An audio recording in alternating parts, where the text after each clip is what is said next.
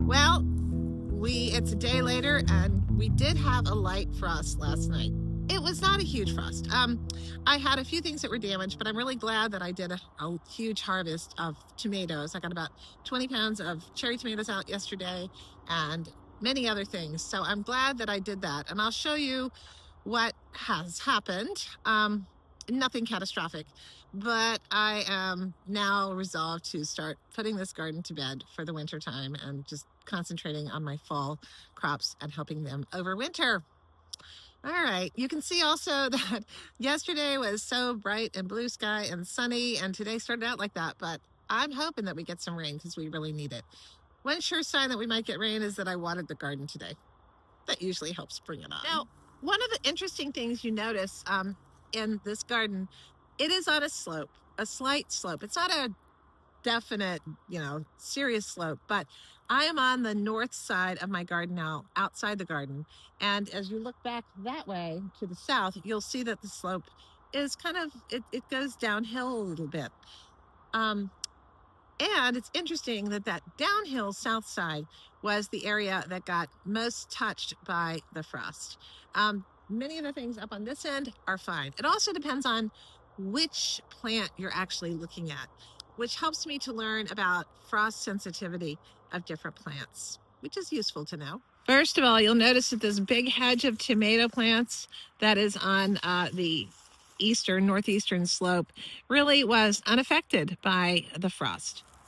Looking outside the garden, let's walk all the way over to the south end of the garden, and you can see the difference. I'm just going down the slope a little bit. If I hold steady, you can kind of see how things do slope a little bit in this garden. It's not precipitous, a very gentle downhill. But I'm really glad I picked my pumpkins because the pumpkin plants totally got hit by the frost. You see this kind of look on the leaf. These leaves were bright green yesterday and fluffy, and you can see that they definitely got hit. Now, there are only a couple of living pumpkins on this, but I can now come out and clean up all of this area. You definite signs of frost damage here with that pumpkin leaf. So I think we can safely say that pumpkins are among the most frost sensitive of all the plants. Looking over into this area, you can also see that the tithonia has some frost damage here. The flowers are still pretty much untouched though, so I'll just leave them. In this area here where the pumpkins were, it's very viney on the ground. I'm going to come in this week and plant my garlic. These tomato vines on the south end definitely got hit by the frost. You can see how you can tell that's frost damage. So I'm going to go ahead and be pulling all of these volunteer tomato plants out.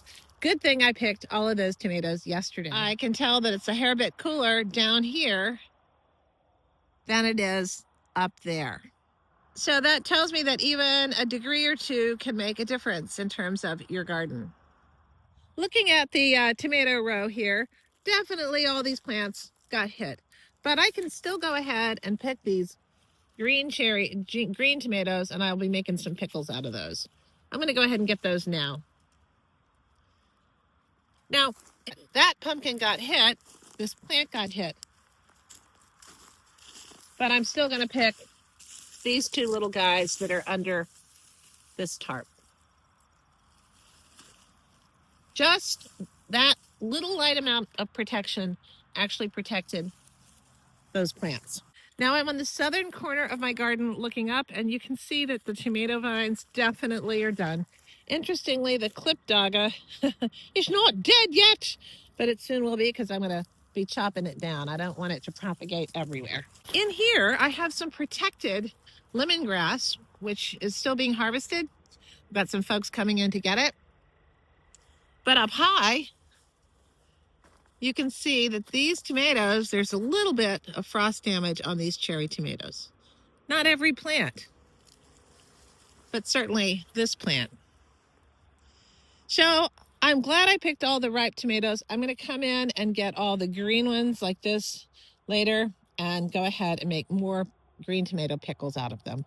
But they're just ready to fall right off the vine because the vine is dying. Happily, the roses are blooming. And they're just so pretty. This is on the northeastern end of the garden. And they are just beautiful, beautiful roses. So they seem to be okay. So a frost is not necessarily going to wipe out every last thing in your garden, but it'll definitely impact some things. So now we're inside the main garden and we'll take a look at the status of things. This is red sage and it's still growing. I'm kind of surprised, as is this blue sage as well. Over here, of course, I would not expect the kales to be impacted at all. And here are my collards and some Chinese cabbage. Those things are looking just fine. Would expect that. However, right here, at first I didn't think that my lima beans were impacted, but now I look closer in the day and you can see that they definitely were. It's that super, super dark green that's in there.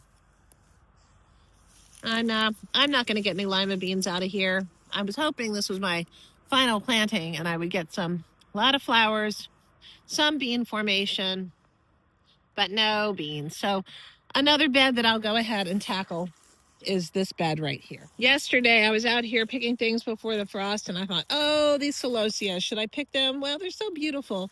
I wish I had, because you can see that there's frost damage here, frost damage on the foliage. I still might pick it and just bring it inside. Of course, the Brussels sprouts and the lettuces, they're super happy.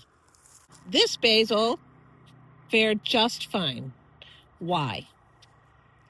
Whereas at the opposite end of this brassica bed, the brassicas are happy. This basil totally zapped.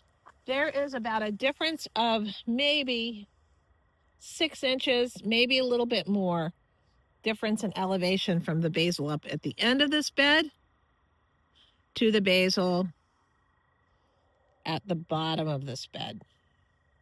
Definitely cooked. Turnips, of course, are happy.